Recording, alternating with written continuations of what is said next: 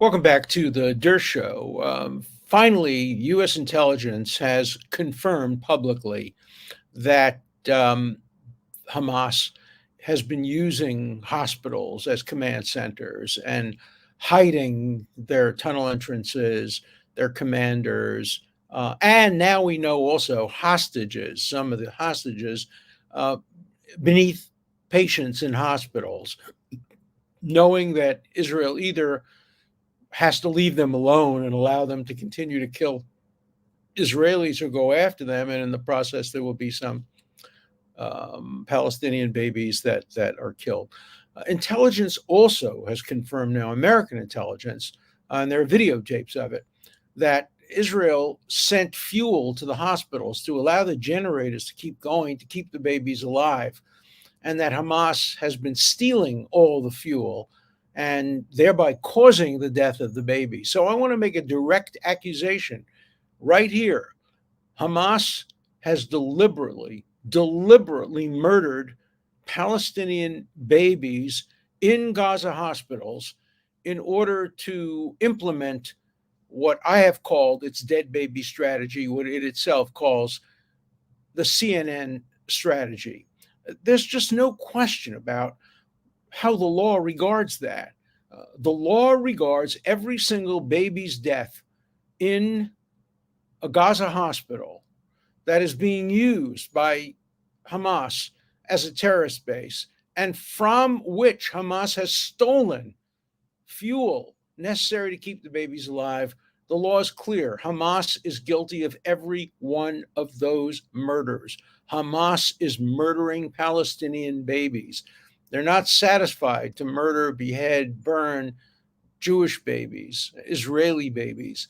They're murdering Palestinian babies, but they've been doing that for 20 years. They've used babies as human shields.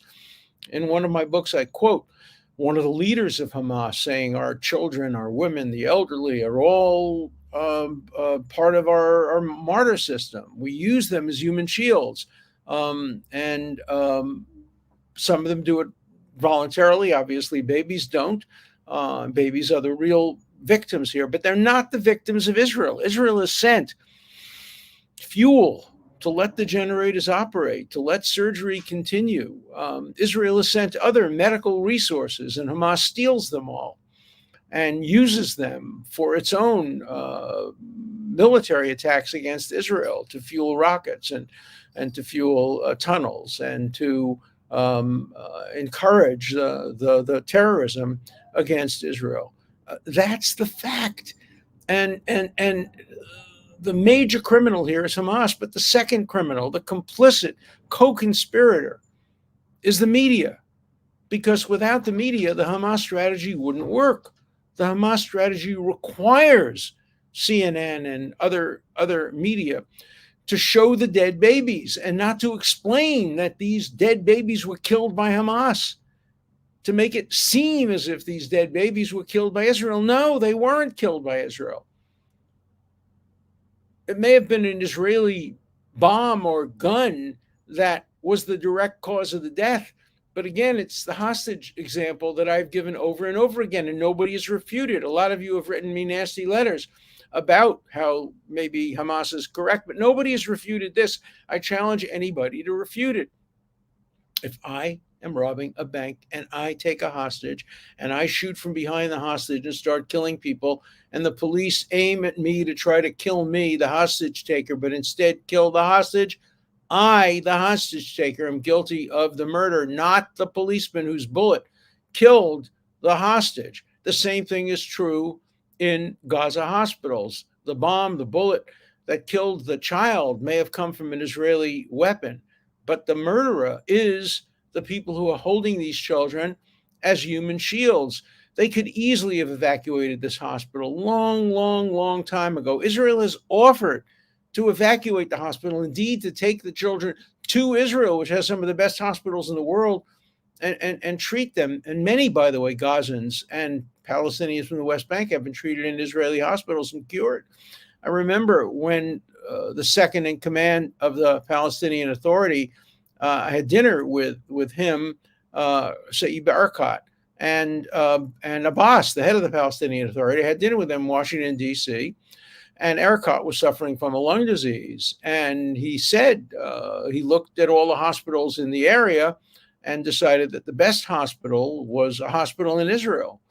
And the Israelis were willing to treat him. Ultimately, he decided to be treated elsewhere, and he did not survive. He died.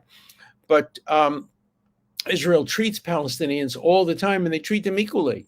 The rule in Israel is you don't treat somebody according to their politics, but according to triage rules. The most serious and the most curable are treated first. So you just can't blame Israel for these deaths. The deaths are the direct responsibility of Hamas.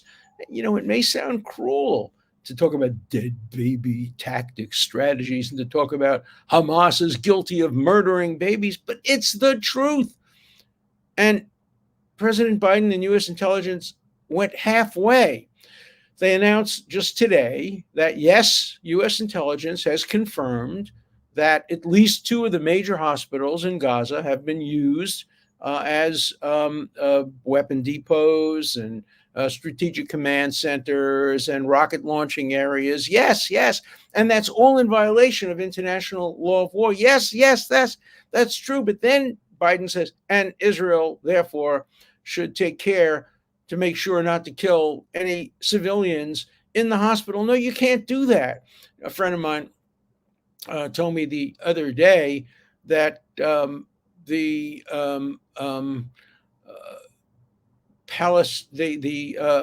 Arab countries, some have called the Israeli government, this is a guy who knows, and basically said, look, we have 2 wishes. We want you to get rid of Hamas, kill every single Hamas terrorist, get rid of every Hamas commander, get rid of Hamas, but don't kill any civilians.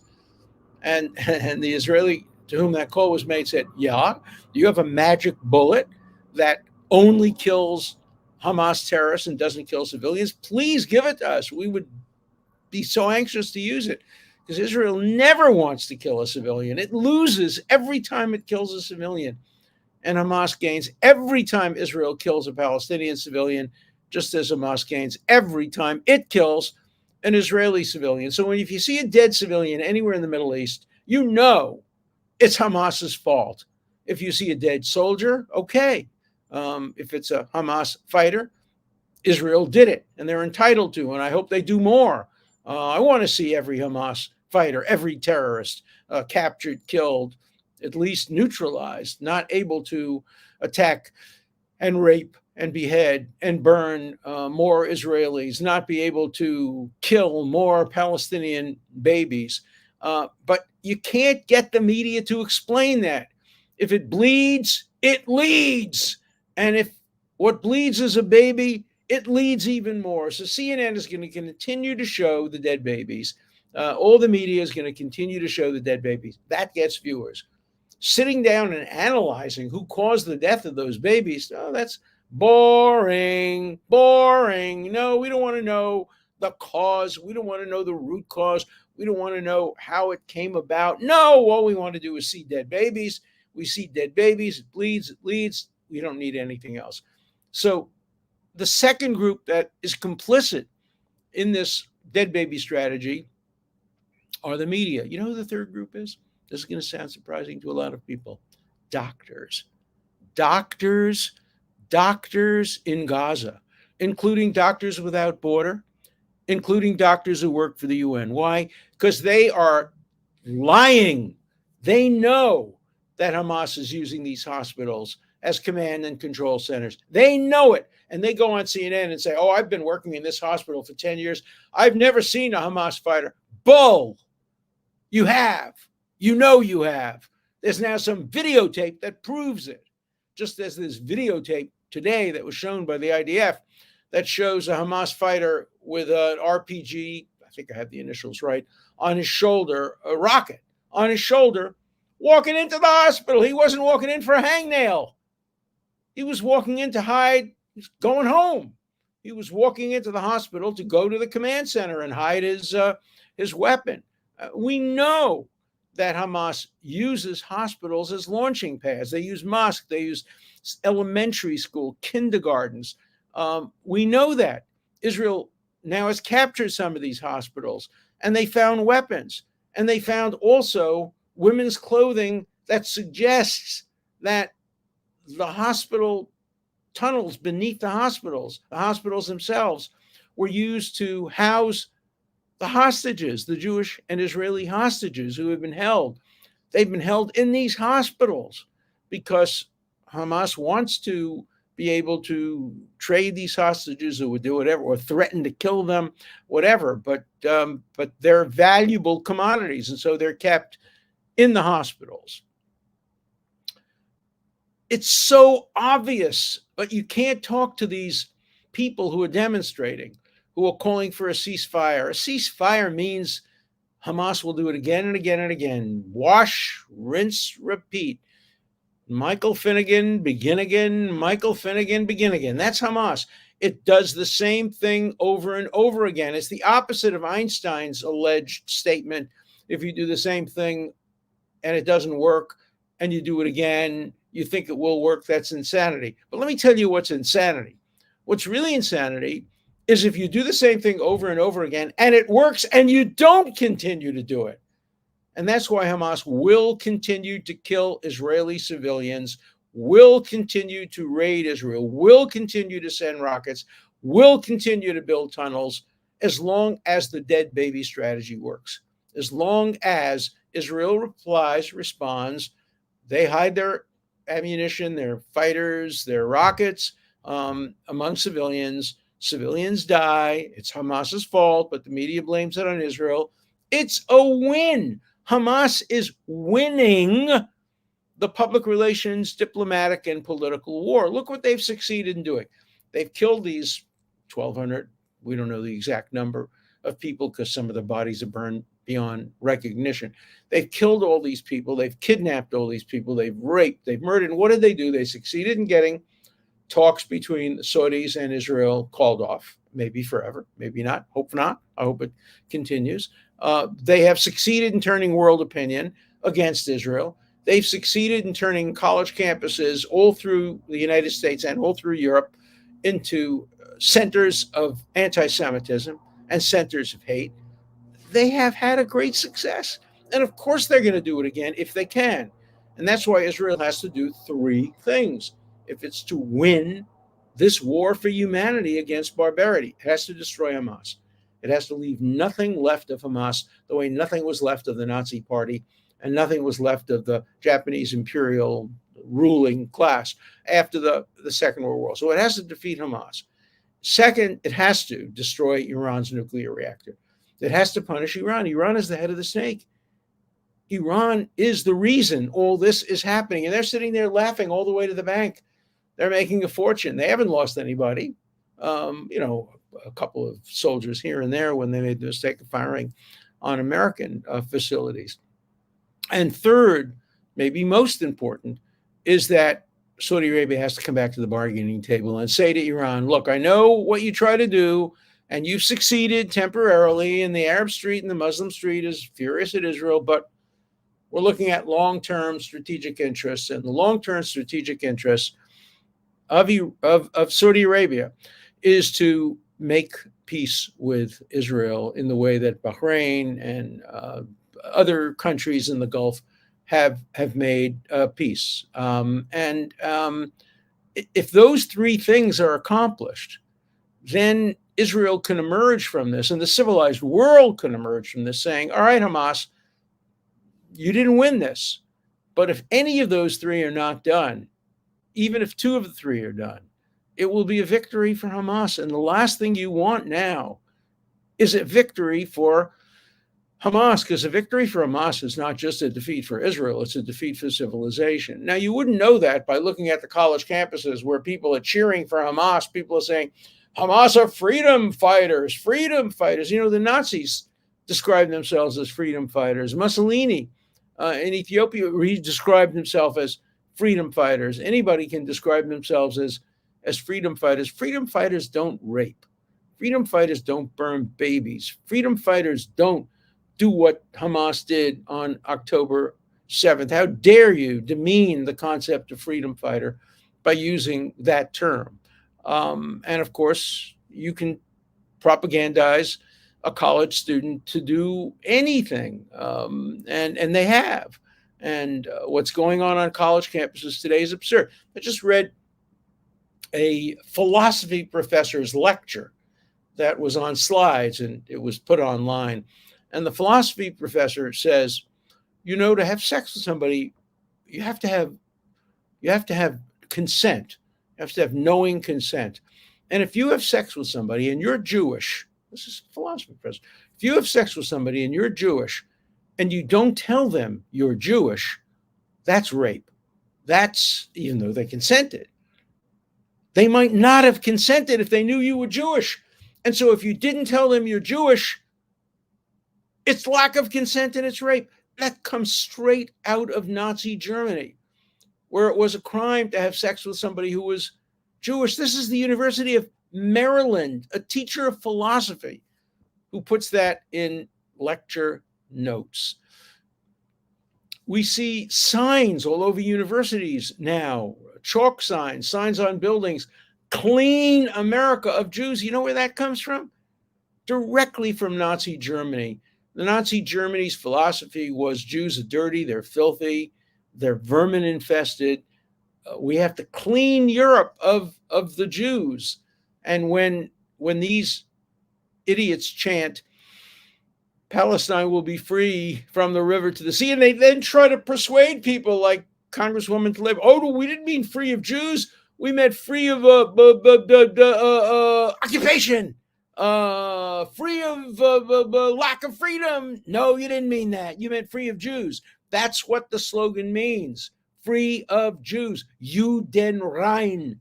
That's what the German phrase was. Germany will be Juden rein. No Jews. Europe will be Juden rein. The Middle East will be Juden rein, Tlaib. You know that, and you're lying. You know it isn't even a dog whistle. Today, if anybody on a college campus has a dog whistle that is even suggestive in any way of being anti any other minority, for example, at Yale Law School, a student sent an invitation to a party using a phrase I had never even heard. I don't know what the phrase was. I'll try to look it up for the next time. But it had nothing to do with blacks or gays or anything like that. But some people took it as a dog whistle. He was called into the dean's office, disciplinary committee, threatened with being expelled for something that was a nothing. But you have signs on college campuses, clean the Jews, gas the Jews, Holocaust point two, and they don't get called in. Freedom of speech. No, freedom of speech means a single standard of freedom of speech. If you allow it for one group, you allow it for another group. But if you disallow it for one group, you can't allow it for the other group. Freedom of speech requires complete neutrality of content. The same rules have to apply. There's no such thing as a false idea under the First Amendment, as Chief Justice Rehnquist said in a 1990 decision. And the same thing is true of universities. You can't have one rule for blacks and one rule for Jews, one rule for gays and one rule for Jews, one rule for Muslims and one rule for Jews. No, you can't do that. That's called content discrimination. It's in violation of the First Amendment, and it's in violation of basic decency. And in some states, it's in violation of anti-discrimination laws. And so we have to be more honest about this. And we have to come through with what we're saying. We can't have these statements being done by President Biden, who's generally done, I think, a fairly decent job condemning Hamas, but he can't, in the same breath, talk about anti-Semitism on campus and Islamophobia. There's no Islamophobia on campus. You throw these things together for virtue, look, I'm just as opposed. I'm opposed to Islamophobia too, but doesn't exist. Why not talk about this horrible opposition we're seeing to Zoroastrianism or to anti-Kurdism? Or no, we're not seeing it. We're not seeing discrimination against China. We're not even seeing much protests against Russia on college campuses. They couldn't care less. The only people you protest today is against the Jews and the Jewish state. You can't even get a demonstration today about what's going on in Russia and in Ukraine. You can't get a demonstration today about what happened in Darfur, Rwanda, all these real Cambodia genocides. These are not human rights people who are joining together. They're anti-Semites. The Palestinians are the luckiest people in the world because the people who are allegedly oppressing them are Jews. And if you're oppressed by a Jew, we'll demonstrate. If you're an Uyghur oppressed by the Chinese, who? Never heard of them. If you're a Kurd oppressed by Iraq and Turkey and Syria and Iran, who? The Kurds? No. Yeah, there are 10 times as many Kurds as Palestinians, and they have a stronger case for statehood, but they're not being oppressed by the Jews, so why do we care? That's what this is about. This is core, classic, old-fashioned anti-Semitism. And the fact that you cannot get this administration or any administration to finally point their finger at a camera and say, the babies who are dying in the hospitals in Gaza are being murdered by Hamas. Murdered by Hamas.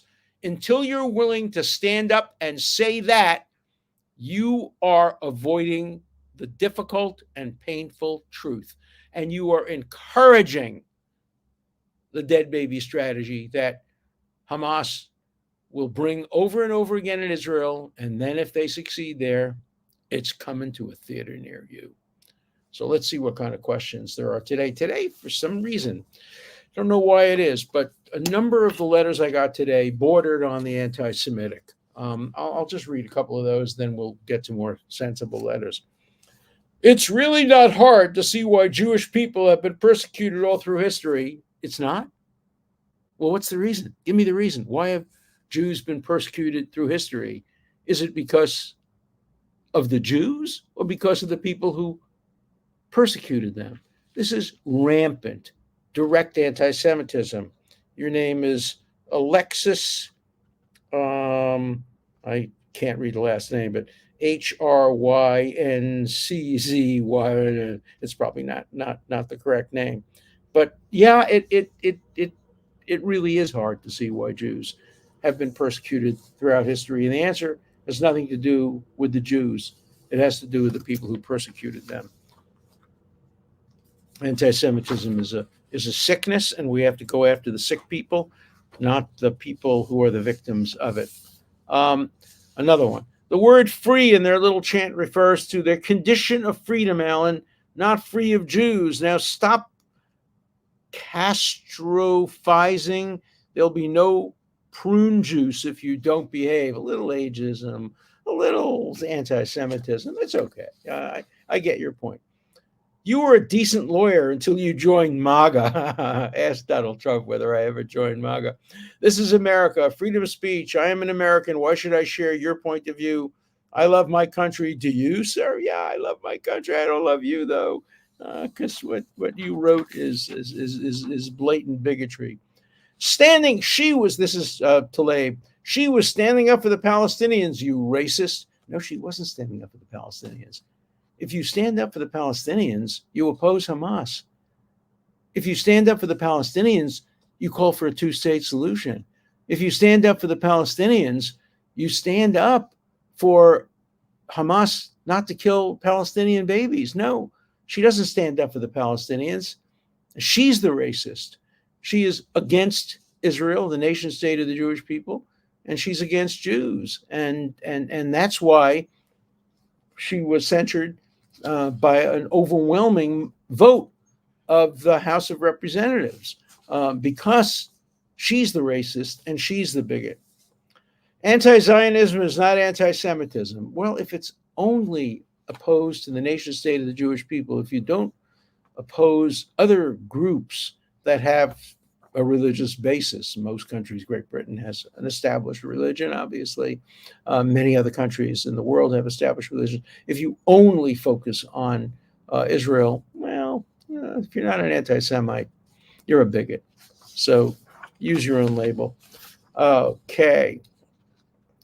Professor Dershowitz, one of the biggest social media apps used by young people is TikTok, et cetera, et cetera.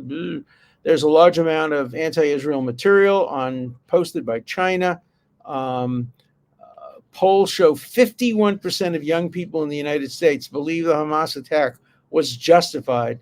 Does TikTok propaganda influence the youth of this country to the point it should be banned? Would you support doing so? No, I wouldn't support banning it. I would support answering on TikTok and using the techniques that are used by Israel's opponents to make the case for Israel. For me, the answer to bad speech is almost always good speech. So I hope there'll be more good speech on TikTok. My son Elon, the producer of the show, sends me TikToks every day, and they're a mixture.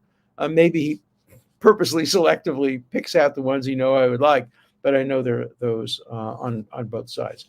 Okay, one more question. What is your view on the United Nations given their hostility toward Israel? I don't like the United Nations. I see it out my window. I pass it every day on my walks.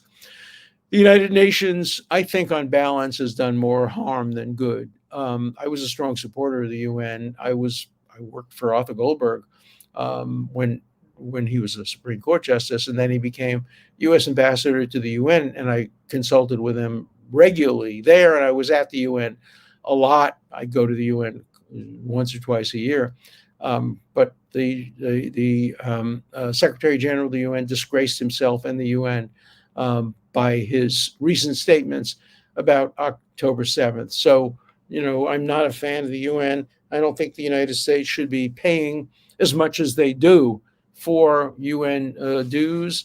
And certainly the UN Human Rights Council has been a disgrace and despicable and always anti-Israel. But the UN General Assembly has been too. They took a vote the other day, one-sided vote, 150 against Israel, 7 or 8 in favor of Israel, and the rest dissenters. But as Avi Eban once said, if the General Assembly of the UN voted on the resolution, the earth is flat, and Israel flattened it, it would win 126 to 21 with 32 abstentions. You could predict the votes, and the UN votes are not done on the merits. They're done based on predispositions and government policies generally against Israel. See you tomorrow.